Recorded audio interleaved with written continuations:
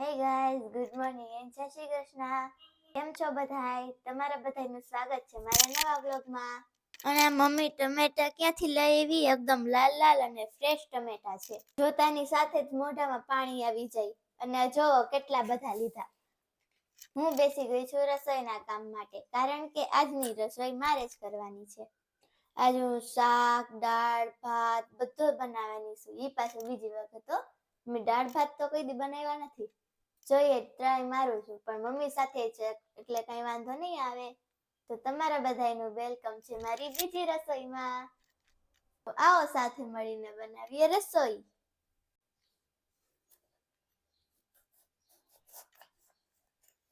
જોજો હાથમાં ન લાગે. અંદરથી તો જો મમ્મી, અંદરથી ને કેવું ફ્રેશ છે. લાંબા ટમેટા કરતા ત્યાં ગોળ ટમેટું મસ્ત છે. મમ્મી લાંબા ટમેટા ને ક્યાં કહેવાય? એ નહીં, આને દેશી ટમેટું કહેવાય. આ હા, તો એ લાંબા ને એના કરતા આ ખાવામાં બહુ સારું હોય.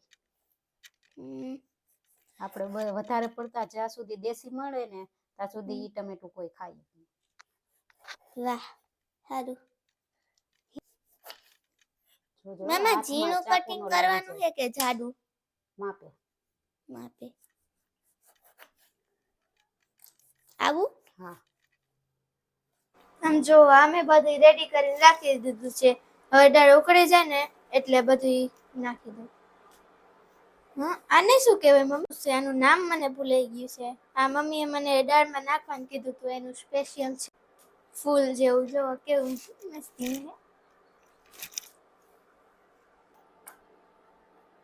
તો આપણે નાખી દીધું છે દાળમાં. હા, હવે યાદ આવ્યું, એને કોકમ કહેવાય. દાદા કહેતા. મને દાદા કહેતા કે હે ને એના મમ્મી છે ને ઈ કોકમ વાળી દાળ બનાવતા. ઈ દાળ બહુ મસ્ત બનતી. તો જોઈએ આજે મેં પણ કોકમ નાખ્યું છે. તો મારી દાળ કેવી બને? તો ચાલો મૂકીએ હવે બધું તેલ.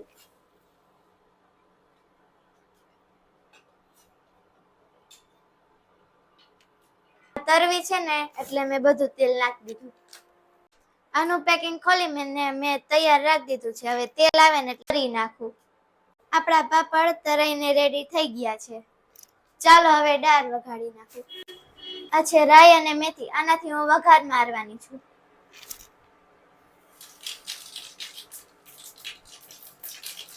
આ છે બધો ગરમ મસાલો.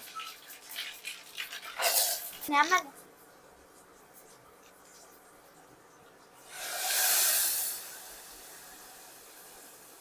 તો હવે હું વાલનું શાક બનાવું છું. સૌથી પહેલા આપણે તેલ આવી ગયું એટલે લસણ નાખીએ. આ છે લીલું લસણ.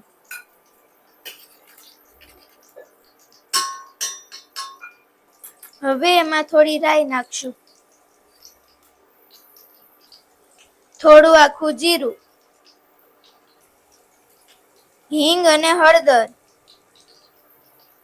હવે આ ટમેટા અને વાલનું કટિંગ કર્યું છે ને હવે એક સાથે નાખી દઈએ.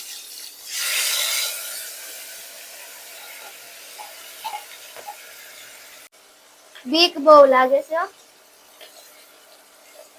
થોડુંક મીઠું નાખી દઉં. હવે થોડીક વાર આને એમને એમ તેલમાં ચડવા દઈએ. અહીંયાથી મારું કામ પૂરું. બાકીનું કામ મમ્મી જાણે.